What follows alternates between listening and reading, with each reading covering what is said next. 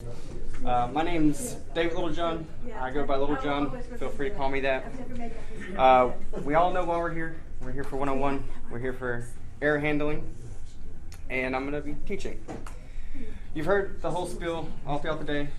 These guys, as well as the organizers, make it happen.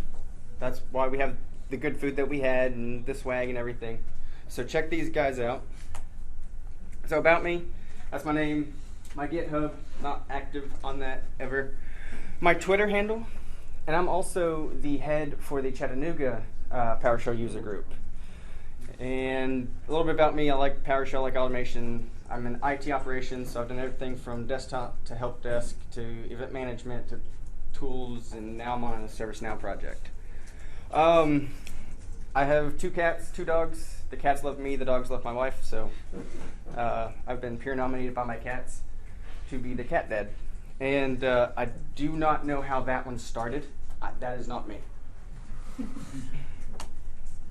So why did I come up with this session? There was a real life event that there was a table in production. It no longer exists to this day. And we take a knee and we pour out one for that table. And I also had an intervention with the manager about that incident. So with that aside, I've learned from that, and now I'm retelling why we should be doing error handling and what it is. So why do we do it? We do it because our scripts may not always work. I support a homegrown application that has PowerShell backend, and it's a one-stop shop for the help desk. I very rarely touch the system, except when it breaks. And the reason it broke is because everything else changed.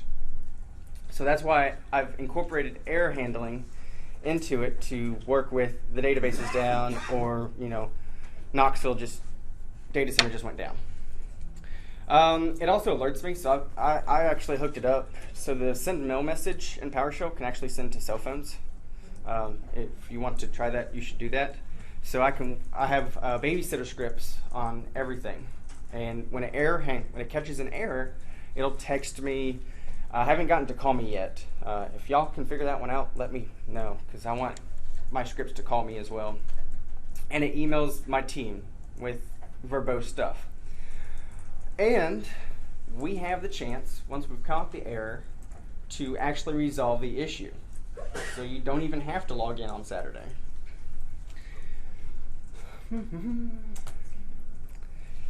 So what is error handling? It's the anticipation, detection, and resolution of a problem. I took those out of a long definition from like Webster or something. But we need to be ready for when an error happens. So an error is always going to happen. That's why we have, on-call. So we need to anticipate this even happening in our production environment. We need to detect it, so we need to know when, where, why. We need to have a transcript of what happened during that error. And we need to try to resolve it. Because I really do not want to restart a service when we have start service or restart service in our toolkit. And just the obligatory meme, I browse Reddit all the time. And I love this new format for this meme. So I have chosen this, and this was, I didn't edit it at all. It came straight from programming humor or something. So let's not be little kid. Let's actually have Trycatches. Which, let's see here, which goes into my example 1. So we're all in PowerShell 101 classes all throughout today because we're trying to get more into PowerShell. And so I started with an example that may be right for the audience. How many of y'all know every commandlet that's ever in PowerShell? Yeah, no, okay. So, man, y'all should be seeing that demo that I have up. Let's pause this. Can I pause it? No. Let's do that. Can I do that? Yes. Okay. That's it. That's what I've been trying to talk about since I was here. So, going back to the question, nobody knows all the PowerShell commandlets. So I'm going to try this one. I'm going to see what happens. Oh no, it doesn't exist. When you start down your path and journey into PowerShell, don't get scared of the big wall of red text. It's really trying to be helpful. It's really scary at first, but hopefully at the end of this session, you'll kind of be able to pick apart what all this means. And basically, it's telling us verbatim the term, what I put in, is not recognized. Verify that it exists. Let's see, check the spelling of the name and verify the path is included and things like that. So even without any type of error handling, PowerShell is trying to help us already. Okay.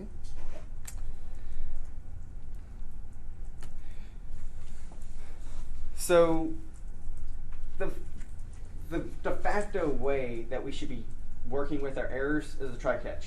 Who has ever written a Trycatch block before? Sweet, majority of y'all. With every language, before I say something wrong, I want to believe every language has a Trycatch. If not, it should. It's the simplest way to handle errors. And you can think of it as a safety net.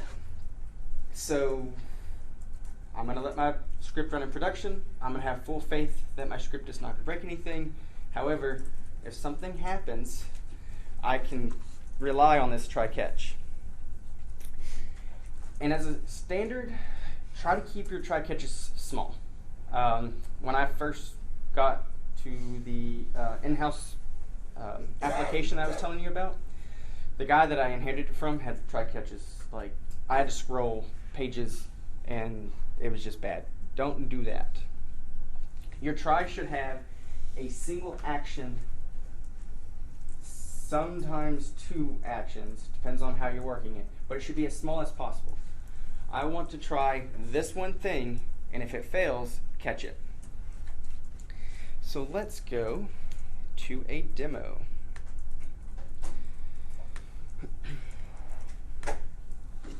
So I've taken my example from before, and all I've done is I've just inserted it into the try block. And I'm going to write out some output. You don't have the correct commandlet, maybe, who knows.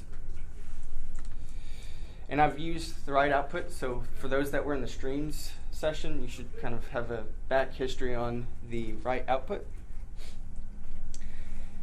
And what has happened is I no longer have my big wall of red text, because PowerShell assumes that I've already handled it. It doesn't need to do it for me.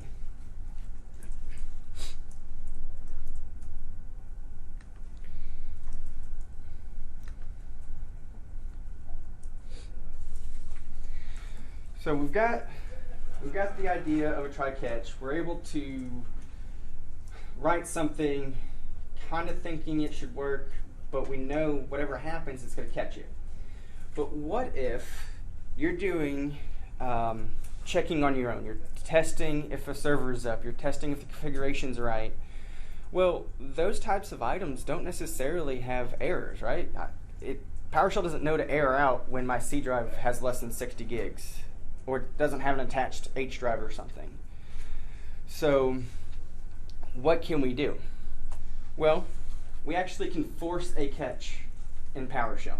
We can say, PowerShell, if something goes awry and you don't exactly know, and you don't want the script to go forward, you can actually throw that. And the keyword is throw. And I say it's a keyword because we've all been taught PowerShell is verb noun.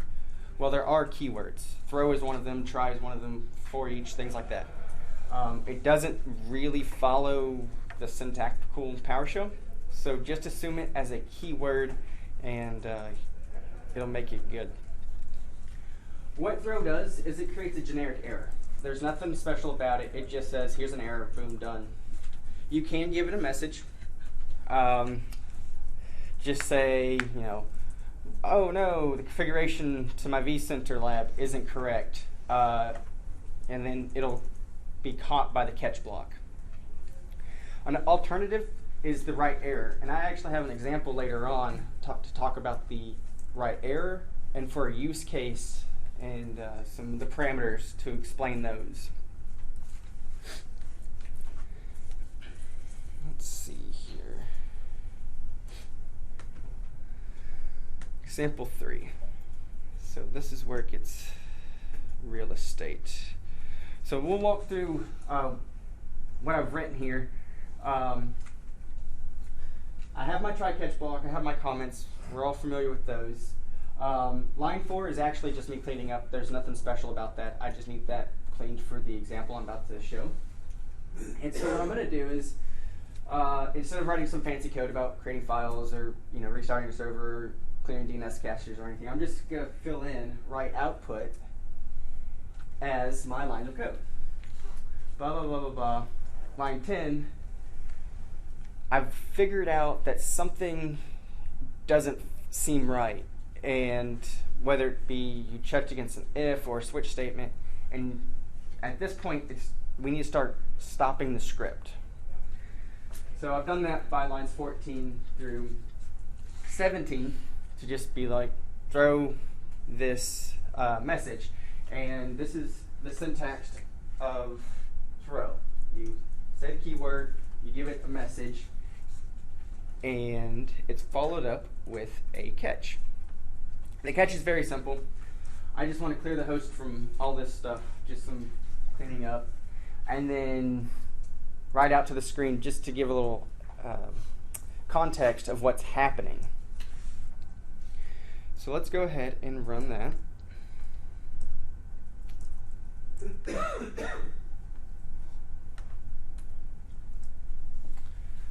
Simple. No red text.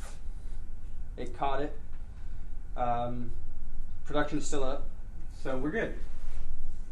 Any questions on throwing? There's nothing much to it. It's just lets PowerShell know that you want to get out of the execution.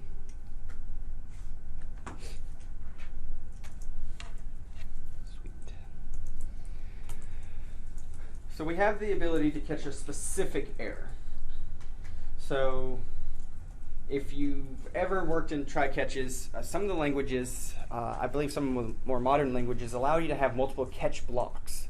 So you have one try, but you can have multiple catches, depending on what the environment looks like, depending on the error, if the file doesn't exist, database connections, things like that. So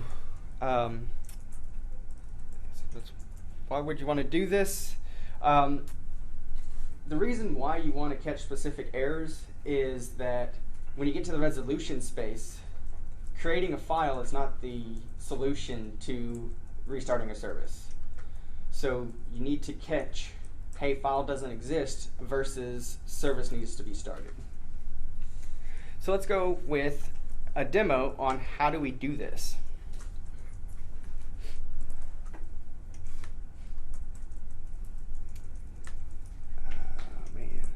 I missed a demo here. We will come back to this one in a second. So we're catching a specific error, and I have multiple catch blocks here, and I've set it up kind of like a switch statement where there's a default action, and that is what lines 10 through 13 is. That's the default catch reaction. But what I'm doing is I want to go find this file, and if something happens, stop. Taking some notes from previous session, I gave the error action. Now, the syntax to catch a specific error is on line 4. You just attach that property type or the type accelerator to the end of the catch for the one that matches the error. In this particular example, it's the item not found error, and it could be kind of difficult to find these. I've got an example coming up about how to find those types. So let's go ahead and run this. Also, who shot first? Right, good. So in this particular example, it doesn't complete the second catch because it was already handled by the specific catch. Any questions on specific error messages? Okay, so I skipped over a demo and we're going to go back. I know it kind of threw our continuity through here.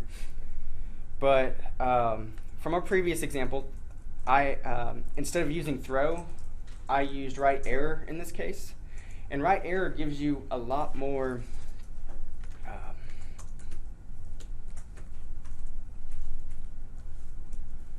me a second, okay. Gives you a lot more flexibility on creating the error. So with throw, it's a generic error, just it looks really ugly, no information at all, you can't really tell what's happening with it. But PowerShell gives you the ability to help lower tier support understand what's happening to your scripts.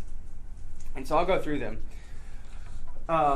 We have a parameter called exception, and it's basically more of the details of, you know, UDP firewall connections or something like that. You can put in there. You have the parameter called message, and this is what I consider giving to the help desk. Say they probably don't understand the whole, you know, ISO stack of a network, but you can tell them, hey, this is a network issue, probably go to the network team. You can give it a category. These are actually predefined error categories that PowerShell gives you. And I just chose connection error for this example. Error ID, I see that one as tying it to like a knowledge base article or some kind of CVE for security if you're in the security realm. And last that I wanted to show off was the recommended action. And that lets you give what should happen to the next tier. So if your coworker has to fix this, he just reads the recommended action and you can still be on the beach not worrying about work. Alright, so we are now back on track with the continuity of this presentation.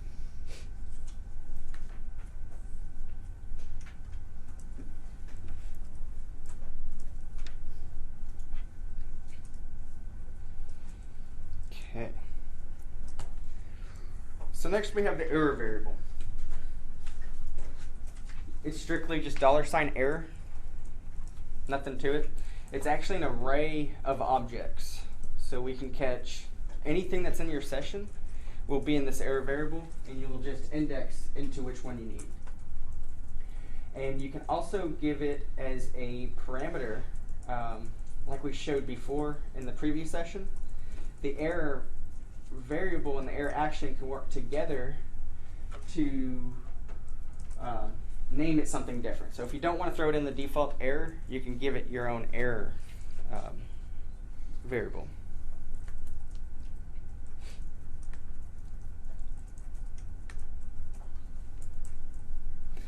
So in this example, I'm using write error over overthrow, and I'm throwing an error to catch something, and we're going to work with that. Line 7, I'm still cleaning up. There's nothing special about that. And you'll see a lot of copy and paste here. Okay. But down here at the end, one of PowerShell's strengths is that everything is an object. Even the error variable, it's going to be an object. We can dot into it, we can grab all the parameters, there's methods against it, which you saw one in the last couple of examples. It's the clear method I've been using. So let's go ahead and see what happens here.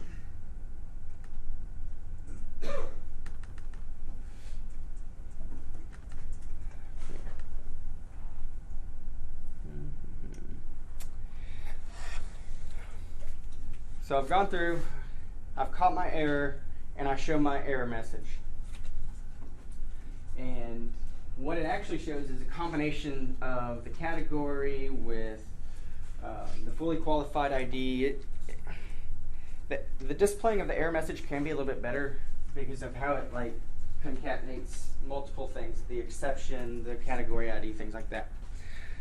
So going back, with that said, we can treat it like an object and grab each one of those from it. So we'll start with the error category, and 0 index will get you the last error that happened. That's really good when you're using catch blocks because it will be whatever is next in the pipeline. So, oh, didn't mean to do that. Okay, let's clean up some here. Could you say that again about the 0? The 0, so that is the index. And 0 is the, think of it like a stack. It's the last, or it's the most recent item in the error variable.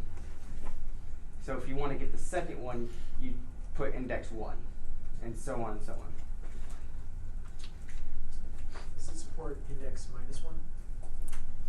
I want to say it does. So let's test that one out real quick.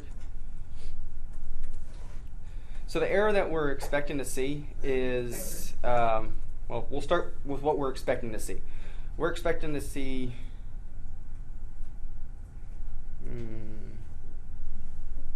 what were we expecting to see? Hold on. We're expecting to see the right error in our 0 index. But if you remember what I said before, it remains in the session. And since I've never closed this ISE during the presentation, I should have every error that's ever occurred in my demos. And what we're assuming with -1 is we want the last item that's in the error variable, correct? Yeah. Okay. So here's our first error, or our 0 index.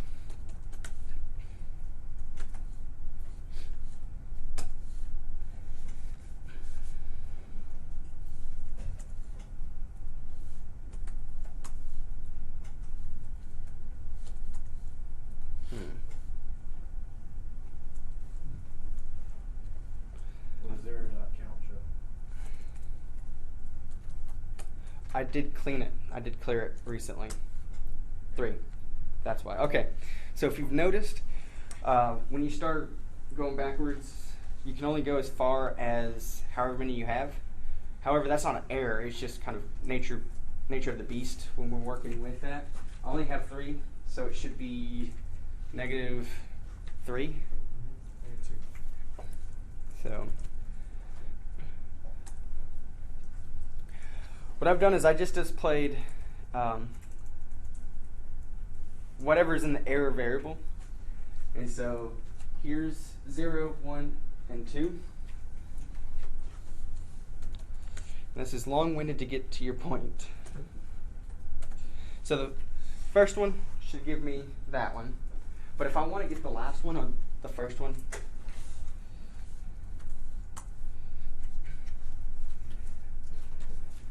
and then second to the last,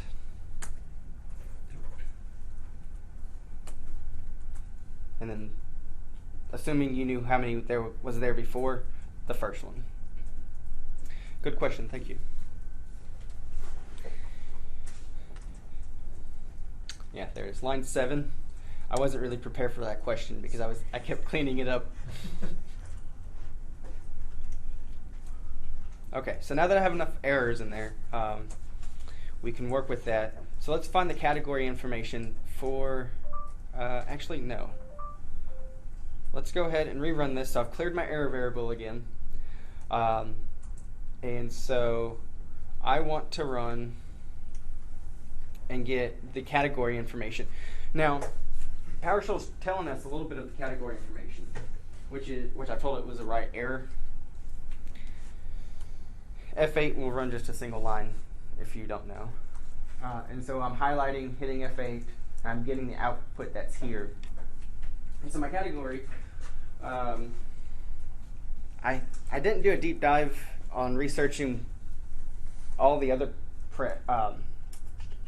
properties of this, but it itself is still an object.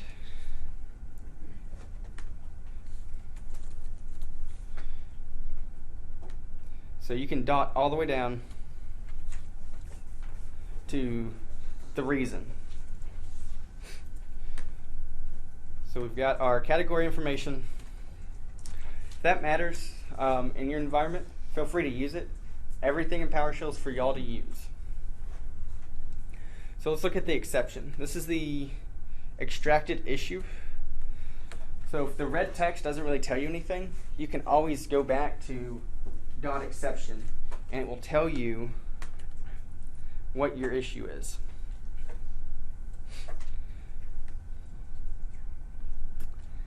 So who can tell me what invocation information is within PowerShell? What kind of information will it give us? Where the script was executed from? Yes.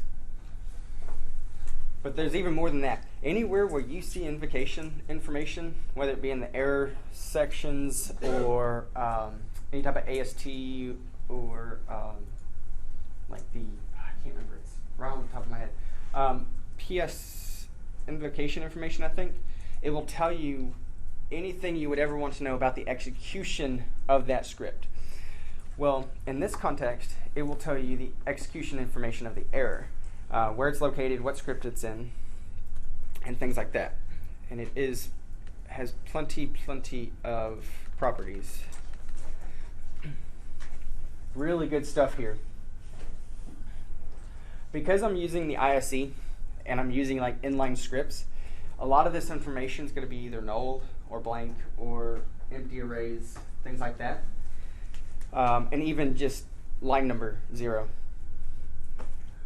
But when you use it inside scripts or files and things like that, it gives you lots of information about where the error was, what line, and it also tells you the offset. So the offset is how many characters over it was. 0 being at the very beginning to 20 or 30 or 40, however long that line was. It will tell you the offset, which is actually line 22, or offset 22. Where's our mouse? Sweet. Again, PowerShell is awesome with the object-oriented stuff, and the error message being the object-oriented, or object as well. So I said it before, because I'm running inline with ISE, you're not going to see some of the information. This does get populated inside scripts and functions. Believe me. It just won't because of how it's being run right now.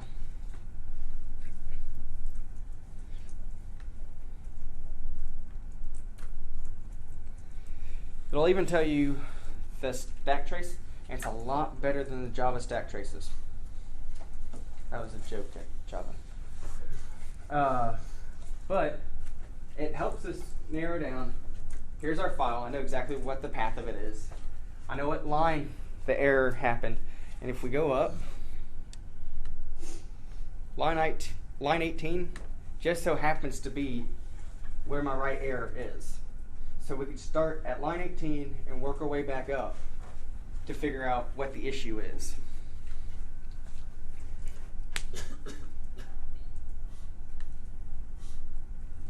Where are we? So who likes being on call? Right. I'm actually supposed to be on call this weekend, but because of this, I switched it. So when I get back home, I'll be back on call. Yay! So to reduce the pains of on call, I've hinted on it before when we started doing the parameters of right error. Recommended action. Use it. Let the help desk know about it. Put it in their wikis or documentation. Check that file only the SME knows about. So this is a way to transfer that tribal knowledge. You don't need to be the only one that knows this. We're way past those times. If you heard the DevOps talk, it's about sharing nowadays. And I promised y'all there's an easy way to find specific errors or that little typed accelerator. And that one actually is kind of, they don't put it in the best place possible. They put it in the most inconvenient place. They put it inside of a property, and that property has a method, and then you take that method and you get that property. So this one, if you don't give it a type, it just comes back as exception. There's tons of other ones. So if I wanted to try to catch that specific error, I would write catch space, do the square brackets, and write system.exception. Let's see, I think I'm supposed to be doing this demo as well. I think so. Give me a second.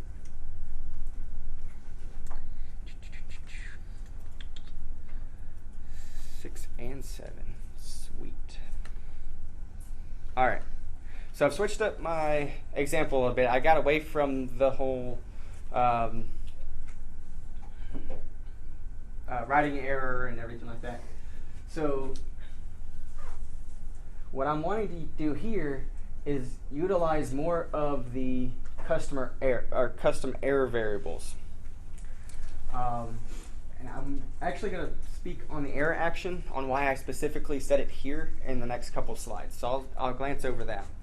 So what I'm doing is I'm going to find that file that doesn't exist, and I'm setting any error to the error variable because for whatever reason I don't like the default error variable. And I'm also catching that specific error because I found it through the full name here. Okay, I'm going to need this to be cleared. So let's go ahead and run that. So we go on through, everything's been caught, it works as designed. So let's find all the properties like we found for the error.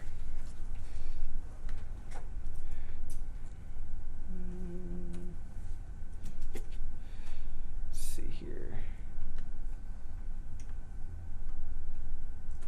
Oh, come on. Okay.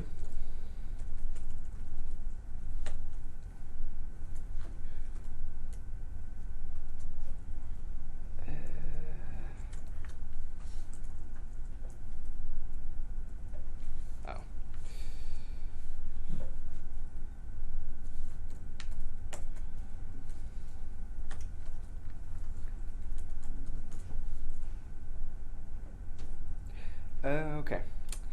I think that's why I wrote it like this. So one of the things that we lose when we start using the error variable is that it's no longer an exception. Like the error variable that we're used to and we've done demos on through this whole session is of the type exception. Your error variable here is just a variable. It's to be used elsewhere. And I had to find that out live. So what is actually in my custom error? Running command stop because the preference. It is what is actually happening with this command. It strips out the red text. It doesn't give us like the object and things like that. So I'll tell, in one of my last slides, I'll tell you why I actually use it. So yes? Is it stopping before it's able to populate the variable? Probably. You're probably right. Well, it does contain that. If there was something like that. If you follow me on Twitter, you might realize that I had to recreate my demos because I got deleted from last time I did this talk. So all of these are brand new, and I'm not. There we go. Thank you, Lars.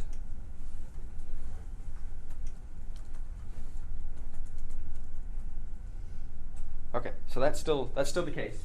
I'm still. I'm still in an object. There we go. So what I told you a second ago was kind of wrong. When it does actually work, it will actually give you these items as if it was an error variable. I apologize for misspeaking there, but we'll continue on with this being the truth. So I've got my category information, I've got my exception, I'm able to get a custom error and use it later on. I'm able to, one, how easy is it to find an error when you have 37 errors in your error variable? Which one do you actually need? So we can actually use a custom error variable and start working with that later on down the script. This helps us with resolution, finding out how to resolve those. Let's see here. I'm not going to bore you with going through all these, except for this one, because this is relatively new in the demos. So it comes in, still has all the types, all the properties, all the members of an error variable. So any other questions about the error variable? How to create your own? Yes? No, but what scenario do you find is most useful? That's coming up. Yes. I will answer your question here in a second. Actually, the next slide. So, there's some gotchas to PowerShell. It only works when it's supposed to work, right? So, thank you, Lars, for that. Why I couldn't find my error variable is because it never got populated. PowerShell stopped before it ever populated that error variable. Another thing is that there's the concept of terminating errors. There's terminating and non-terminating. Terminating is where PowerShell understands that if I continue further, I may break production, something's going to happen, or I need some type of intervention. Non-terminating are those errors that are a little bit above warning, but are still kind of errors.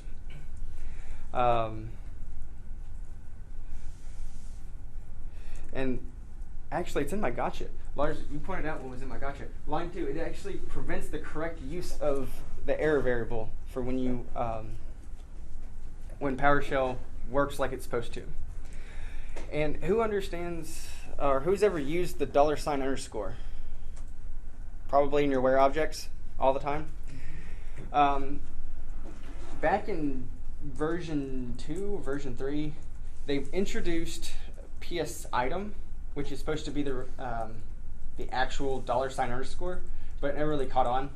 So if you see PS item and $_, they're the exact same thing. If you use PS item, they're the exact same thing. There's no, it represents what's coming down from the pipeline. So let's go to a demo. Okay. And this is actually how I broke production. I didn't understand terminating versus non-terminating errors, and a non-terminating error came through when it should have been a terminating, and I dropped a table. I recreated it, but I lost all the data. So let's go ahead and get the process of something that we know doesn't exist, unless you've created this application. And I'm going to throw it to my error variable, which, and after that, I'm going to assume it throws an error, and I'm going to catch it.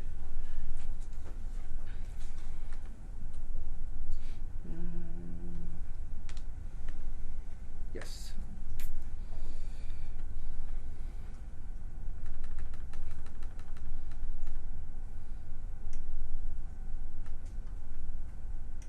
Okay, I didn't mean to run this last piece just yet. Okay, so up to this point, when we catch an error, we don't get the red text. It was kind of something we liked. We can actually start handling it. We don't have to, freak people out. Oh no, it's red. I should be really scared of it. So who can tell me why this didn't work? Yes, you're on the right track, but that's more of a solution. And for those that didn't hear him, he hinted towards the error action as being the problem. It is the solution, not the problem. The actual issue here is that get process, and when you can't find it, is not a terminating error. Like, there's a lot of processes that don't exist, like infinity, basically. So, yes, it's an error. I can't complete the use of get process, but it didn't really hinder what happened. And because it wasn't a terminating error, the catch block never ran. And so going back to the point made is that the solution is the error action needs to be set to stop. Because you need to tell PowerShell you need to be a terminating error. You need to stop when something happens. So example, you've got your upsert or you've got your truncate, and you say if try this thing, if it fails, then don't truncate your table. Don't upsert something. Well, it needs to be a terminating error before you ever get to your catch block. And so coming back over here,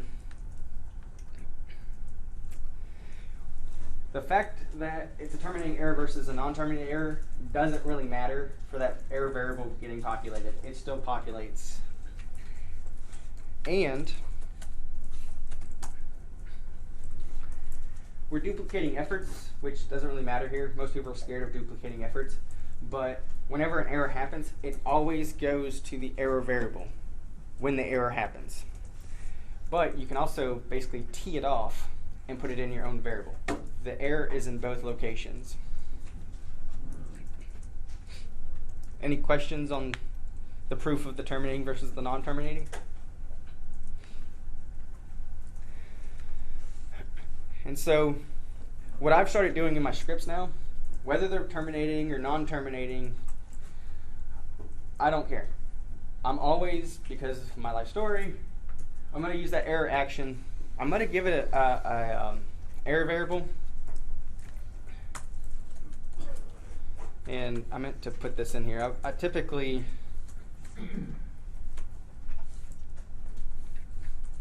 do something like this. Again, this is a stream that's not displayed by default, but if I really want to know every step of the way that's going on, I'm going to do this.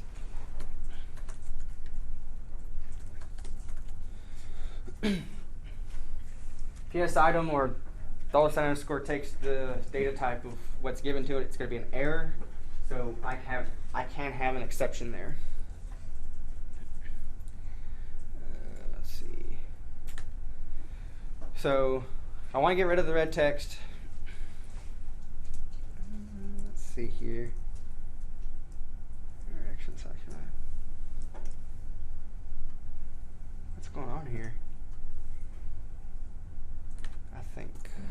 Line 8. Line 8. There's an array, you're trying to do a string. Your error through an error. Thank you. Word, got it. Okay. So always read the errors because they mean something. They're not just red text. I've been in PowerShell for 6 years, and I've gotten to the point where I just don't read the error messages anymore. So that's why I didn't see that. So let's do this again with.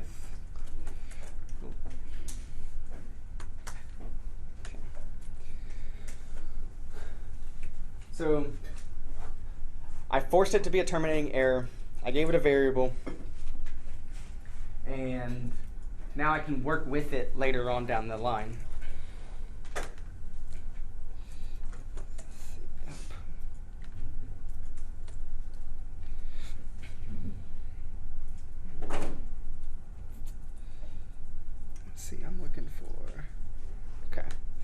So in this example, I'm just going to duplicate it.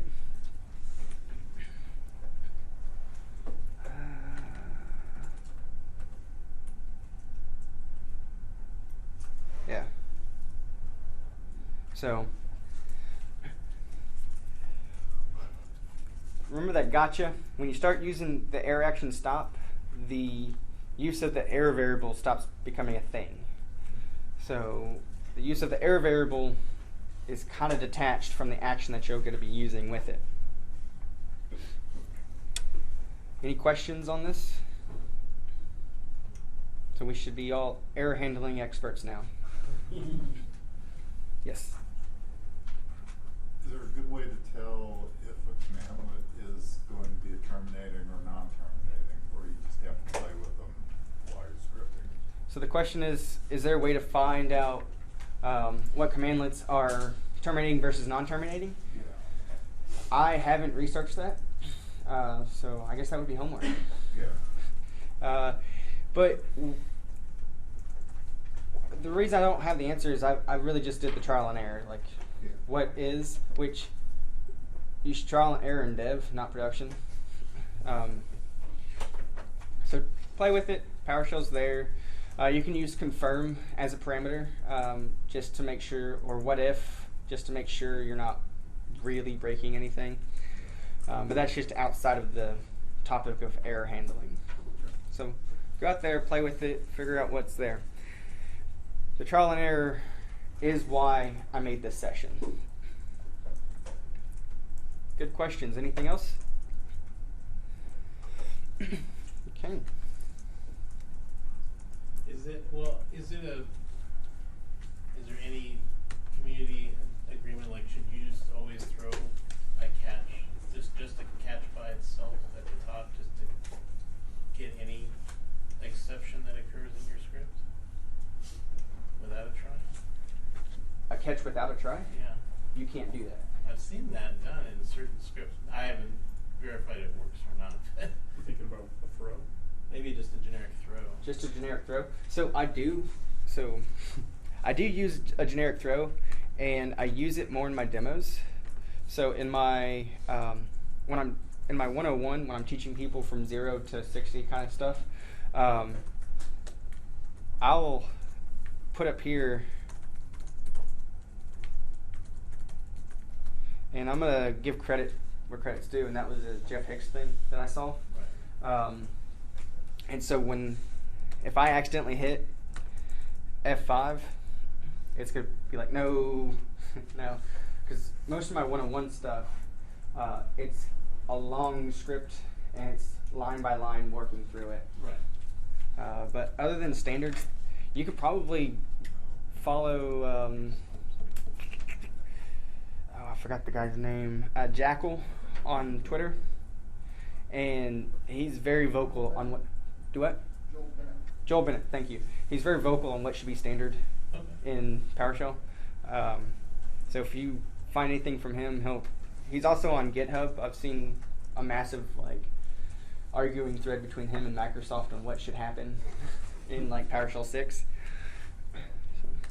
So to follow up with that, in your question about if there's a standard where folks can use a generic exception, I have seen folks do that as a big try, encapsulating their script, and at the bottom, a generic catch for any error that occurs, and then doing nested ifs and catches, and within there. So it's not a best practice, but you'll see a lot of folks do it. It makes me squirm when I hear that,